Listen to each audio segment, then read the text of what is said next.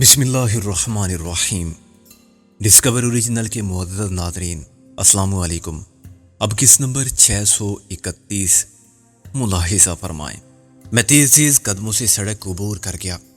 اس وقت تک 3-4 آدمی دلچسپی اور حیرانگی سے خوبصورت، تعلیم یافتہ اور مہذب نظر آنے والی لڑکی کا شغل دیوانگی دیکھ رہے تھے اور اس کے جنون اور وحشت پر خندۂ زن تھے۔ میں نے اس کا ہاتھ پکڑ کر کھینچا تو ایک شخص سامنے آ گیا۔ کیا کرتا ہے؟ اس نے بدماشوں کی طرح سینہ تان کر کہا۔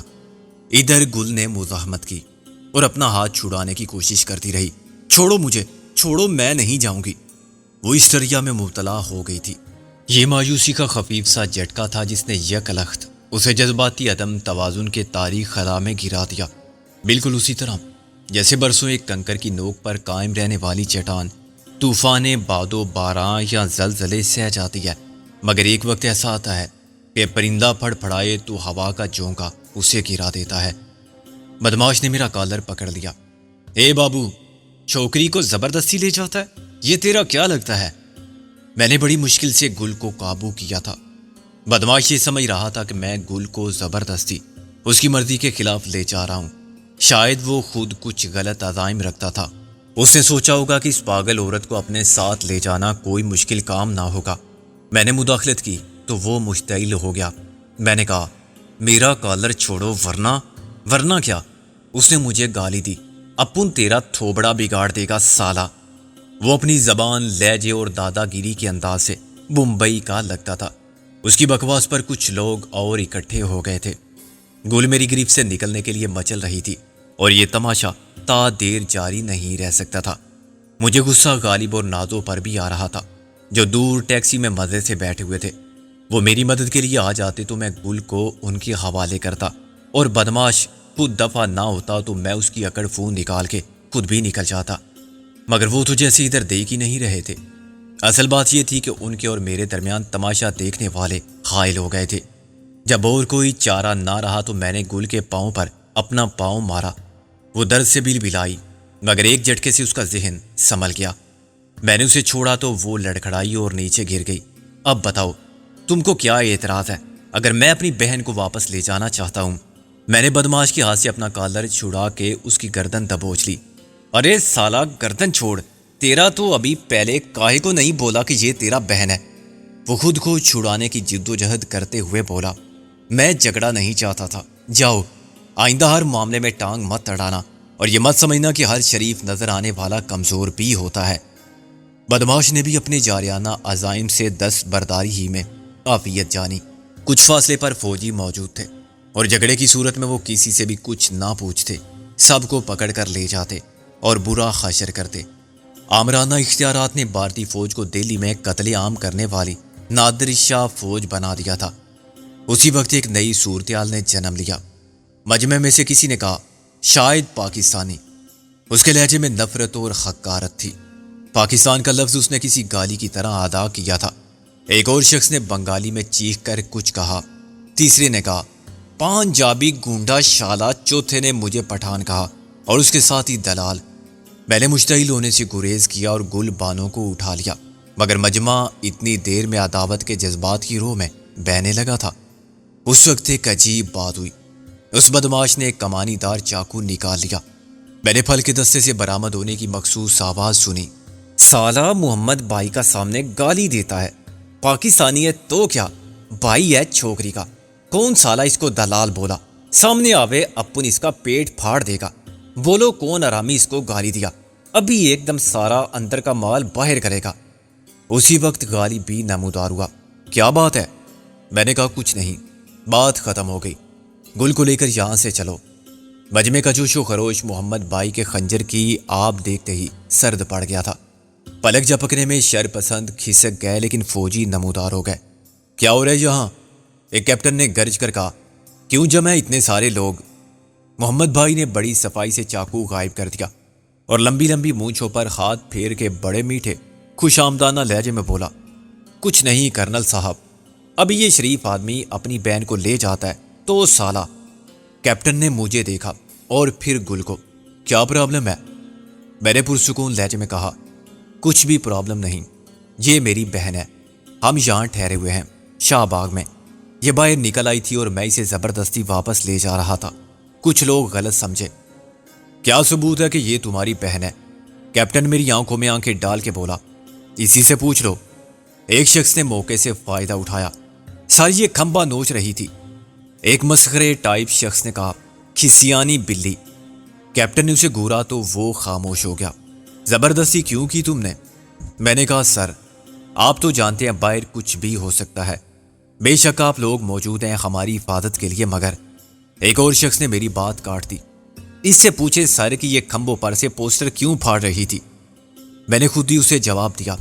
اس لڑکی کو کسی کا انتظار تھا، اس نے کہا تھا کہ وہ اس کھمبے پر پیغام چھوڑ جائے گا۔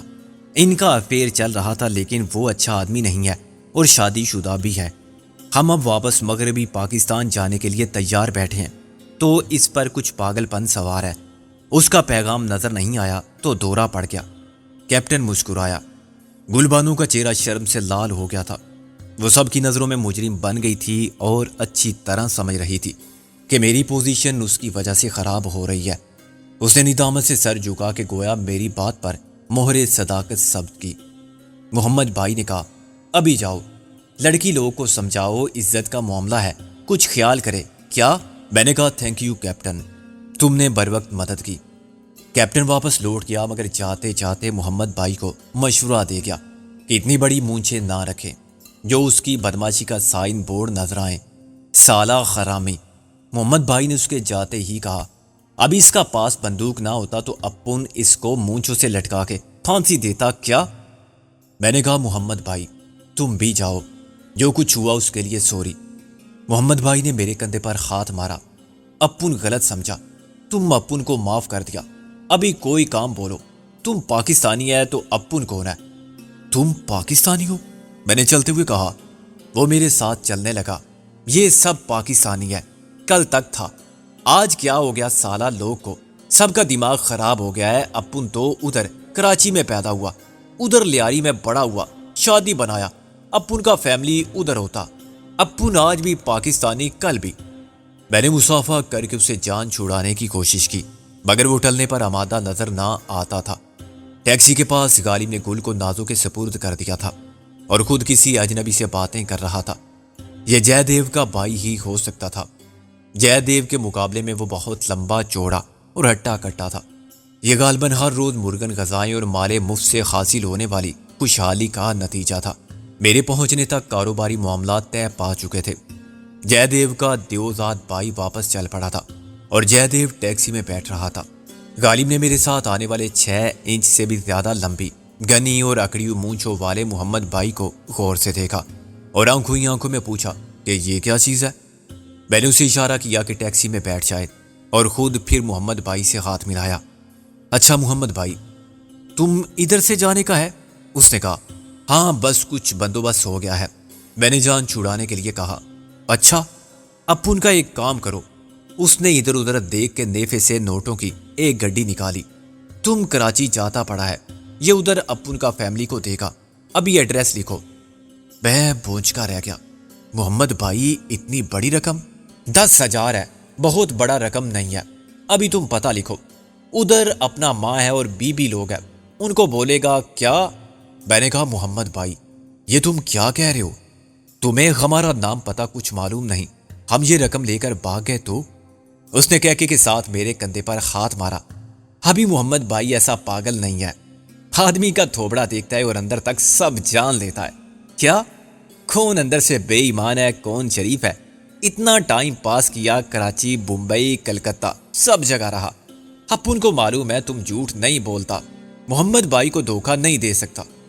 مجھے سخت شرمندگی ہوئی۔ دیکھو محمد بھائی، وہ میں نے اس کیپٹن کے سامنے تھوڑا سا جھوٹ بولا تھا، ہم جا نہیں رہے، ابھی آئے ہیں، شاہ باغ ہوٹل میں جگہ نہیں تھی۔ اس کا چہرہ اتر گیا، اس نے رقم واپس نیفے میں دبا لی۔ اچھا ابھی کدھر جائے گا؟ انٹرکان؟ میں نے کہا وہاں بھی جگہ نہیں ملے گی، ابھی محمد بھائی بولے گا تو ایک دم جگہ ملے گا، ادھر اپن کو انکار کون سالہ کرے گا؟ کیا تم بولو؟ میں نے کہا بہت شکریہ محمد بھائی، لیکن جہاں بندوبست ہو گیا ہے، اس ٹیکسی ڈرائیور نے مدد کی تو جگہ مل گئی ہے۔ غالب نے کہا ہاں ہم پیچھے سے جائیں گے۔ غالب اور جے دیو کے علاوہ گل اور نازو بھی خوف اور دلچسپی کے ساتھ محمد بھائی کو دیکھ رہی تھی، جو چہرے بورے سے کسی طرح بھی شریف آدمی نہیں نظر آتا تھا۔ اور اس کیپٹن نے ٹھیک ہی کہا تھا کہ اتنی بڑی مونچھیں اس کی بدماشی کا سائن بورڈ تھی۔ محمد بھائی نے کہا، اچھا اپن کا واسطے کوئی کام بولو۔ کیا؟ اپن ادھر نہیں ملے گا تو کسی سے پوچھو، بیرا لوگ سے، ٹیکسی والوں سے ایک محمد بھائی کو بولنے کا ہے، اپن کو معلوم ہو جائے گا۔ پھر اس نے ایک عجیب حرکت کی، وہ ٹیکسی پر جھکا اور ہاتھ جوڑ کے گل سے مخاطب ہوا، اپن غلطی کیا بہن، ابھی میرے کو معاف کرنے کا ہے، پر دیکھ تو بھی تھوڑا خیال کر اپنی عزت کا۔ کیا؟ گل پانی پانی ہو گئی، اس نے بڑی مشکل سے سر ہلایا۔ پھر میں ٹیکسی میں بیٹھا اور محمد بھائی پلٹ کے روانہ ہو گیا۔ وہ 6 فٹ سے نکلتے قد کا بھاری بھرکم آدمی تھا۔ یہ کیا عجیب کریکٹر تھا، غالب نے کہا، ایسی بلندی، ایسی پستی، اتنی بدماشی اور یہ عاجزی۔ میں نے کہا، بڑے اور اصلی بدماش ایسے ہی ہوتے ہیں۔ لفنگے اور خاندانی بدماش کے رویے میں وہی فرق ہوتا ہے جو خاندانی رئیسوں کے اور نو دولتیوں کے خرچ کے انداز میں نظر آتا ہے۔ خیر، گولی مارو سے، تم یہ بتاؤ رہائش کے مسئلے کا کیا بنا؟ 500 روپے نذرانہ وصول کیا جے دیو کے بھائی نے۔ جے دیو شرمندگی سے بولا، میں نے کہا تھا نا کہ وہ بہت مختلف ہے۔ تم کیوں شرمندہ ہوتے ہو؟ غالب نے کہا، اور پھر مجھ سے مخاطب ہو گیا، ہوٹل میں تو جگہ تھی نہیں، سروینٹ کوارٹر میں اس کا اپنا کمرہ ہماری خوش نصیبی کے باعث دستیاب تھا، آج ہی خالی ہوا تھا، وہ 100 روپے روز پر ہمارا ہو گیا۔ کیا مصیبت ہے، 100 روپے روز میں سروینٹ کوارٹر؟ اس کا کہنا ہے کہ آرام اور آسائش میں کمی نہیں ہوگی، ہوٹل کی سروس دستیاب ہوگی اور ہمیں گھر کا آرام ملے گا۔ غالب نے کہا، کتنے کمرے ہیں؟ 2 باتھ روم، ایک ہے، ٹیلی فون کی لائن رات کو جوڑ دی جائے گی۔ غالب نے کہا، کوئی سوال جواب نہیں کرے گا۔ نازو نے کہا، میرا تو خیال ہے کہ یہ بہتر انتظام ہو گیا، ہوٹل میں اپنا نام لکھواتے، آتے جاتے لوگوں سے ڈر رہتا، انٹیلیجنس والے بھی نظر رکھتے ہوں گے۔ ٹیکسی رک گئی اور جے دیو کے کمپاؤنڈ وال کے چور دروازے سے ہمارا اسباب اندر پہنچا دیا گیا۔ میرا بھائی لالچی ہے مگر دل کا اچھا ہے، ہر آدمی کی کوئی نہ کوئی کمزوری تو ہوتی ہے۔ جے دیو بولا، اگر پھر میری ضرورت پڑے تو اس سے کہہ دینا، مجھے پیغام مل جائے گا۔ اس کے جانے کے بعد غالب نے کہا، کیسا کھیل ہے قسمت کا، کہاں تو منزل تک راستے سب بند محسوس ہوتے تھے اور یہاں کے لگتا ہے کہ سارے بند دروازے کھلتے جا رہے ہیں۔ ایک پولیس مین، ایک بدماش اور ایک ٹیکسی ڈرائیور رضاکارانہ طور پر اپنی خدمات پیش کر چکے ہیں۔ یہ باتیں کیا بعد میں نہیں کر سکتے؟ نازو نے کہا، پہلے بندوبست کرو کچھ کھانے کا۔ میں کیا بندوبست کروں؟ بازار سے کھانا لاؤں؟ میں نے کہا، دیکھو شاید جے دیو کا بھائی خود ہی پوچھنے آ جائے۔ لو، نام لیا شیطان کا اور وہ حاضر۔ دروازے پر دستک ہوئی، میں نے دروازہ کھولا تو جے دیو کا بھائی موجود تھا۔ سر، کیا کھائیں گے آپ؟ پورا ہوٹل، غالب نے کہا، کھانے پینے کی جتنی بھی چیزیں اس وقت دستیاب ہیں سب لا کے یہاں ڈھیر کر دو۔ لنچ کا مینیو اس نے ایک فولڈر بڑھایا، غالب نے اس کو کھول کر دیکھا، نمبر 1 سے نمبر 101 تک سب لے آؤ، کول ڈرنک بھی، کافی بھی، آئس کریم بھی۔ کیا نام ہے تمہارا؟ اشوک۔ اس نے کہا، کیا واقعی یہ سب لانا ہے؟ میں نے کہا، اشوک، پہلے ہم لنچ کریں گے، 4 افراد کے لیے لنچ لاؤ، جو اچھی چیز ہو وہ مناسب مقدار میں لے آؤ، ہم سے زیادہ تم جانتے ہو کہ یہاں کیا کھانے کے قابل ہے اور کیا پھینکنے کے۔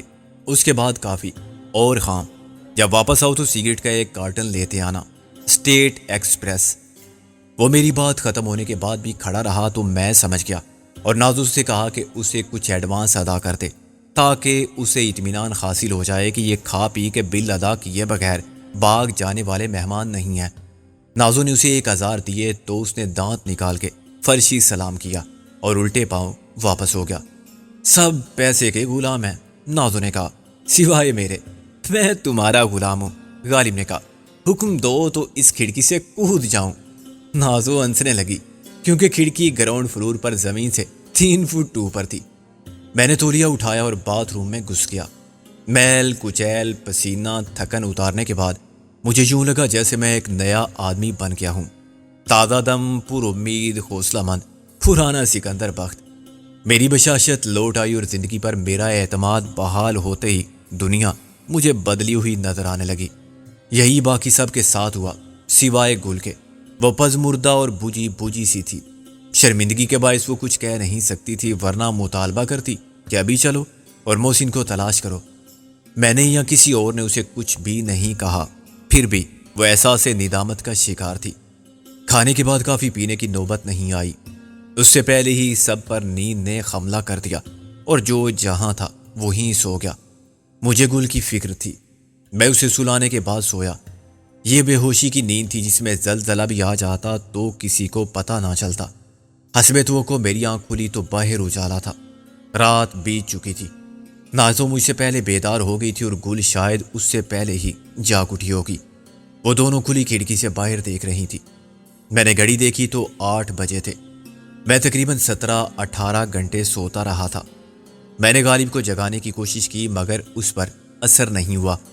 نازو کچھ فکر مند نظر آتی تھی مگر گل کا چہرہ خوشی سے دمک رہا تھا۔ میں نے کہا، کیا بات ہے گل، تم کھیلی جا رہی ہو؟ اس نے نازو کی طرف دیکھا اور ہنسی۔ آپ سنیں گے تو آپ بھی خوش ہوں گے، محسن کا پتہ چل گیا ہے۔ میں اٹھ کھڑا ہوا۔ کیا محسن؟ جی یہ دیکھیے، گل نے مسرت سے بے قابو ہو کر کہا اور کاغذ کا ایک پرزہ میری طرف بڑھا دیا۔ محسن کا پیغام ہم سب کے لیے۔ میں نے وہ پرزہ لے لیا۔ میری نظر اس کی عبارت پر جم کے رہ گئی۔ میں نے کاغذ کے اس بوسیدہ پھٹے ہوئے پرزے کو غور سے الٹ پلٹ کے دیکھا۔ یہ کہاں سے آیا؟ گل نے بڑی امید سے بھرپور لہجے میں کہا، یہ محسن نے لکھا ہے۔ میں نے کہا، مگر تمہارے پاس کہاں سے آ گیا یہ پیغام؟ کیا وہ خود دے گیا تمہیں؟ گل ہنسی۔ آپ مذاق کر رہے ہیں، میں لے کر آئی ہوں۔ تم باہر گئی تھی؟ میں نے کہا، اکیلی؟ ہاں سب سو رہے تھے، میں نے سوچا ایک نظر دیکھ آؤں، اور اچھا ہی کیا میں نے۔ خاک اچھا کیا تم نے، میں نے داڑ کر کہا۔ کل اچھا خاصا تماشا بن گئے تھے ہم سب، کوئی کسر نہیں چھوڑی تھی تم نے خود کو پاگل خانے اور ہمیں جیل خانے پہنچانے میں۔ بچا لیا تو اس بدماش محمد بھائی نے، اور وہ کیپٹن بھی برا آدمی نہیں تھا ورنہ۔ گل رونے لگی۔ آپ تو بلا وجہ خفا ہو رہے ہیں مجھ پر، کیا غلطی کی ہے آج میں نے؟ نازو نے مجھے گھور کر دیکھا اور گل کو تسلی دینے لگی۔ تم نے بالکل ٹھیک کہا تھا گل، سکندر کی بات کا برا مت مانو۔ میں نے بے بسی سے نازو کو دیکھا۔ نازو، کل جو تماشا دیکھنے والے تھے وہی آج بھی دیکھ رہے ہوں گے۔ کیا سوچتے ہوں گے وہ کہ اس کھمبے میں ایسی کیا بات ہے؟ کیوں دیوانی ہے یہ لڑکی اس کھمبے کے پیچھے؟ مجھے کسی کی پرواہ نہیں، گل نے روتے روتے کہا۔ مجھے معلوم تھا کہ محسن کا پیغام ضرور ملے گا۔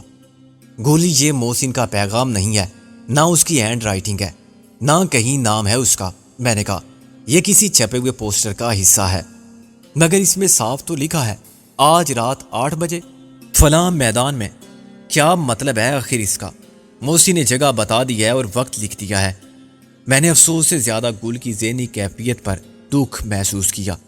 وہ جذباتی اس درجہ مغلوب تھی کہ عقل سے محروم ہو گئی تھی۔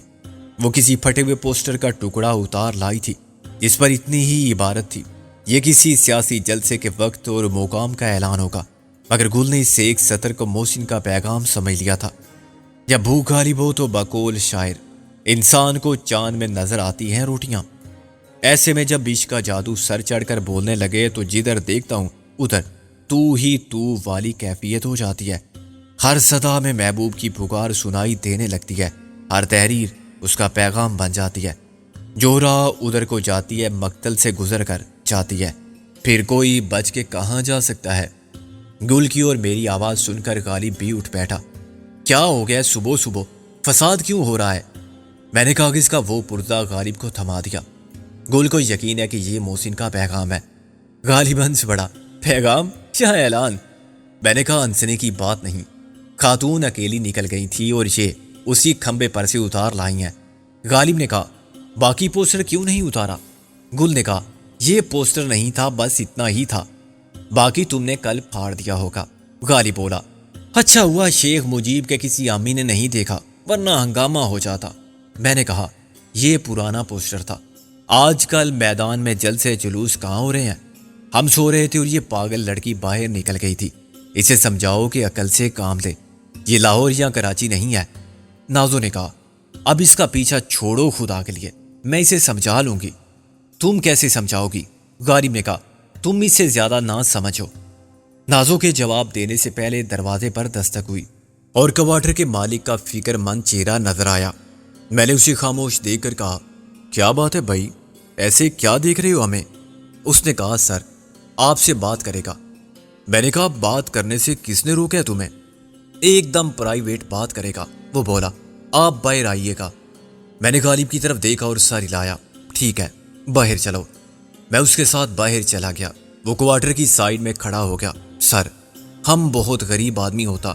میں نے کہا، ہم بھی کسی ریاست کے نواب یا کوئی صنعت کار، بینک کار وغیرہ نہیں ہیں، غریبی ہیں۔ اس نے کہا، ہم بہت ڈرتا ہے خدا سے، قانون سے، بیوی سے۔ میں نے مسکرا کر کہا، ہر شریف آدمی ڈرتا ہے۔ رات کو پولیس آتا، رجسٹر چیک کرتا، مینیجر سے بک بک کرتا، پھر ملٹری آتا، سب دیکھتا، سارا کمرہ میں جاتا۔ میں نے کہا، ہوٹل کی تلاشی ملٹری نے لی؟ پولیس کا ساتھ ملٹری آتا، آپ کو پوچھتا، وہ بولا۔ میں نے چونک کر کہا، ہمیں کیا مطلب؟ انہیں کیسے معلوم ہوا ہمارے بارے میں؟ یہ ہم نہیں جانتا، ہمارا بھی پیش ہی ہوتا، وہ بولا۔ سب ویٹر، ڈش واشر، ہیلپر لوگ کو بلاتا۔ انڈین پولیس کا ایک اے ایس پی بہت شور کرتا، گالی بکتا سالا۔ میں نے سوچ کر کہا، اے ایس پی کیا حلیہ تھا اس کا؟ اس نے حلیہ بتا دیا۔ یہ اسی اے ایس پی کا حلیہ تھا جس کو ہم نے زبردستی اپنا رہنما بنا کے ڈھاکہ تک لائے تھے۔ غالب کے اندیشے درست ثابت ہوئے تھے۔ وہ ہمیں اپنی باتوں سے اور اپنی اداکاری سے یقین دلانے میں کامیاب رہا تھا کہ اس کا دل ہماری طرف سے بالکل صاف ہے۔ اب ہم دشمن نہیں، دوست ہیں، جبکہ حقیقت اس کے برعکس تھی۔ اس نے موقع پاتے ہی ہمارا تعاقب شروع کر دیا تھا اور ہمارے بارے میں قانون نافذ کرنے والے اداروں کو ضروری معلومات فراہم کر چکا تھا۔ وہ اس کے ساتھ ہر ہوٹل میں چھاپے مارتے پھر رہے تھے۔ عام حالات میں اعلیٰ درجے کے ہوٹل جہاں معززین اور وی آئی پی قسم کے لوگ قیام کرتے ہیں، قانون کے لمبے ہاتھوں کی دسترس سے محفوظ رہتے ہیں، اور وہاں پس پردہ عیش و عشرت کے جملہ لوازمات جو عوام کے لیے گناہ اور جرم کا درجہ رکھتے ہیں، بطور استحقاق فراہم کیے جاتے ہیں، ساغر شراب سے مے خانہ شباب تک۔ مگر یہ عام حالات نہیں تھے۔ بڑے بڑے ہوٹلوں میں غیر ملکی سفارت خانوں کے اہلکار، سابقہ حکومت پاکستان کے نمائندے، وزراء اور بیوروکریٹ، صنعت کار اور سیاستداں پناہ گزین تھے۔ ان میں سے بہت سے نئی حکومت کو مطلوب تھے یا انقلابی خائی کمان کے نقطہ نظر سے مجرم تھے۔ چنانچہ تمام مراعات اور تحفظات کے باوجود ملک دشمن عناصر کے لیے کہیں بھی جائے امان نہ تھی، اور ہم اپنا شمار ایسے ہی لوگوں میں کر سکتے تھے۔ یہ ستم ظریفی خالات کی تھی جس نے ہماری حب الوطنی کی سند کو فرد جرم بنا دیا تھا۔ یا ہم اس لیے بھی مجرم تھے کہ پاکستانی تھے، اور اس لیے بھی کہ ہم نے بنگلہ دیش کے دوستوں سے دشمنی کی تھی۔ ان دوستوں میں چودھری دلاور جیسے لوگ شامل تھے، تریونی تھا اور کرنل تھا۔ سر آپ ناراض مت ہونا۔ میں نے کہا، ناراض کس بات پر؟ تم نے جو کچھ کہا۔ ہم غلط کرتا، ہم پکڑا جاتا تو مارا جاتا۔ گارڈ ہم کو ایک بار بچا لیا، بار بار نہیں بچاتا۔ آپ ادھر سے جاتا، پھر بہت مہربانی ہوتا، ہم کسی کو نہیں بولتا۔ میں نے کہا، تم بلا وجہ ڈر رہے ہو، ہمیں کون تلاش کرنے آئے گا؟ کیا کسی نے نام لیا تھا ہمارا؟ وہ آپ کا نام لیتا سکندر بابو، محسن بابو، اور آپ کا بی بی لوگ کا نام بولتا Rabia be be, Nazo be be. میں نے اپنی جذباتی کمزوری اور خوف کا اظہار نہیں ہونے دیا اور مسکرا کے بولا، مگر یہ ہمارے نام نہیں ہے۔ وہ حلیہ بتاتا، ایک دم آپ کا۔ میں نے ہنس کے کہا، کیا خاص بات ہے ہمارے حلیے میں؟ ایسے تو نہ جانے کتنے لوگ اس ہوٹل میں مقیم ہوں گے۔ میرے اعتماد نے اسے چکرا دیا۔ پھر آپ کون ہوتا؟ یہ تم نے اس وقت کیوں نہیں پوچھا تھا جب ہم آئے تھے؟ میں نے کہا، ہمارا بھائی جے دیو آپ کو لاتا۔ دیکھو، تم چاہو تو ہم اپنے پاسپورٹ دکھا دیں، آؤ اندر آؤ۔ یہ بات تم سب کے سامنے بھی کر سکتے تھے۔ میں نے اندر آ کے کہا، بھائی رکمنی، اس کو ذرا سب کے پاسپورٹ دکھا دو۔ ویسے میں بتاتا ہوں، یہ رکمنی ہے، اور یہ راجن، مسٹر اور مسز راجن، یہ پارو ہے، اور میں ہوں کمار۔ ہم سب کے نام پتے اچھی طرح دیکھ لو۔ نازو نے سمجھ لیا تھا کہ دال میں کچھ کالا ہے۔ غالب اور گل نے بھی کسی حیرانی یا پریشانی کا اظہار نہیں کیا۔ سوٹ کیس میں سے ہم سب کے انڈین پاسپورٹ نکال کے پیش کر دیے گئے۔ وہ تذبذب اور احساس ندامت میں مبتلا تھا۔ معزز مہمانوں پر شک کر کے اس نے آداب میزبانی کی سخت خلاف ورزی کی تھی اور انعام و اکرام حاصل کرنے کے مواقع گنوا دیے تھے۔ سوری سر، اپن غلط سمجھا۔ میں نے کہا اب تسلی کر لو۔ میں نے اسے زبردستی پاسپورٹ تھما دیے تاکہ تمہارے دل سے ڈر نکل جائے ہمیشہ کے لیے۔ غالب نے کہا ہاں، ایسا نہ ہو کل پھر کوئی تمہیں بدگمان کر دے۔ اس نے پاسپورٹ کھول کر دیکھے۔ ہماری تصویریں اصلی تھی اور کسی دوسرے شخص کے پاسپورٹ پر فوٹو چینجنگ یونٹ کی مدد سے نہیں لگائی گئی تھی۔ پاسپورٹ بھی اصلی تھے اور اس پر لگی ہوئی خیر مہر بھی۔ اشوک نے ان کا معائنہ کسی ماہر کی طرح کیا۔ تمام اندراجات کا مطالعہ فرمانے کے بعد اس نے بھویں چڑھا کے ایک انگلی سے ناک کھجائی۔ اس پر ویزا سٹیمپ اور تاریخ نہیں ہوتا۔ وہ ایک ایسے ہوٹل کا ویٹر تھا جہاں ہر ملک کے شہری قیام کرتے تھے۔ قاضی جی کے گھر کے چوہے بھی سیانے مشہور ہیں۔ اشوک کو اتنی آسانی سے بے وقوف نہیں بنایا جا سکتا تھا۔ وہ سب جانتا تھا کہ پاسپورٹ میں کیا ہیرا پھیری ہوتی ہے۔ میں نے کہا ہاں، وہ ہم لگوا لیں گے۔ ابھی ادھر کیسے ہوتا؟ میں نے کہا تم فکر مت کرو، دنیا میں سب کچھ ہوتا۔ دنیا میں تو بہت گڑبڑ ہوتا۔ میں نے اس سے اتفاق کیا اور پاسپورٹ واپس لے لیا۔ پیسہ ہو تو کوئی گڑبڑ نہیں ہوتی، سارے کام ٹھیک ہو جاتے ہیں۔ اس وضاحت نے اشوک کو مطمئن نہیں کیا۔ ہم جانتا، مگر غالب نے کہا دیکھو مسٹر اشوک کمار، جب ہم کلکتہ سے روانہ ہوئے تو بہت جلدی میں تھے۔ ہمیں فوراً یہاں پہنچنا تھا۔ دیر ہو جاتی تو بہت بڑا نقصان ہو جاتا۔ ہم نے ویزا لگوانے کی کوشش کی مگر ادھر کوئی نہ تھا، نہ پاکستان کونسلیٹ نہ بنگلہ دیش کا۔ ابھی تک بنگلہ دیش کے سفارت خانوں میں پوری طرح کام شروع نہیں ہوا۔ میں نے کہا اس کے علاوہ اتنی بڑی فوج کون سا ویزا لگوا کے آئی ہے؟ اشوک کمار نے برا سا منہ بنایا۔ وہ اور بات ہے۔ میں نے کہا یہ بھی اور بات ہے، ہم انڈین ہیں، تمہاری مدد کرنے آئے ہیں، تمہیں مصیبت سے بچانے آئے ہیں اور تم شکر گزار ہونے کی بجائے ہم سے ویزا طلب کرتے ہو۔ Very bad. غالب نے کہا سینکڑوں انڈین آفیشل ہر روز جہاز میں ادھر سے ادھر جاتے رہتے ہیں کسی پاسپورٹ کے بغیر۔ میں نے غصے میں کہا اسے سمجھانا بیکار ہے، اس سے کہو کہ مینیجر کو بلائے، ہم اس سے بات کریں گے۔ جو بات منطقی دلائل سے اس کی سمجھ میں نہیں آ رہی تھی وہ ایک دھمکی نے سمجھا دی تھی۔ آہستہ آہستہ دنیا میں بدماشی کو بالادستی حاصل ہونے لگی ہے۔ مالک لاکھ قانونی اور اخلاقی حوالے دے کر بینس کو اپنا ثابت کرے، لاٹھی والا ہی اسے ہاں کر لے جاتا ہے اور اسے عین انصاف بھی قرار دیتا ہے۔ ہماری مائٹ از رائٹ سوسائٹی یا MRS بھی انہی حالات کے رد عمل کی پیداوار تھی۔ مینیجر کو بلا کے لانا اشوک کے لیے شامت اعمال کو بلانے سے کم نہ تھا۔ وہ اپنے سروینٹ کوارٹر میں مسافروں کو ٹھہرانے، ان سے کرایہ وصول کرنے کے جرم میں خود بے گھر اور بے آسرا ہو جاتا۔ ہوٹل کے اندر دوسرا غیر قانونی مسافر خانہ چلانا ایک ریاست کی حدود میں اپنی حکومت قائم کرنے کے مترادف تھا۔ اشوک اس لیے بھی ڈر گیا تھا کہ بات مینیجر تک پہنچ گئی تو ہم مزید سنسنی خیز انکشافات کریں گے۔ مثلا یہ کہ ہمیں ہوٹل کے توام خانے سے کھانا فراہم کیا جا رہا ہے اور وہ مال مسروقہ کی پوری قیمت وصول کر رہا ہے۔ غالب نے کہا اب کھڑے کیوں ہو، جا کے ناشتہ لاؤ، ہر چیز ڈبل سوائے قیمت کے، چلو ڈبل مارچ کرو۔ یس سر، اشوک نے مردہ لہجے میں کہا اور پلٹ کے جانے لگا۔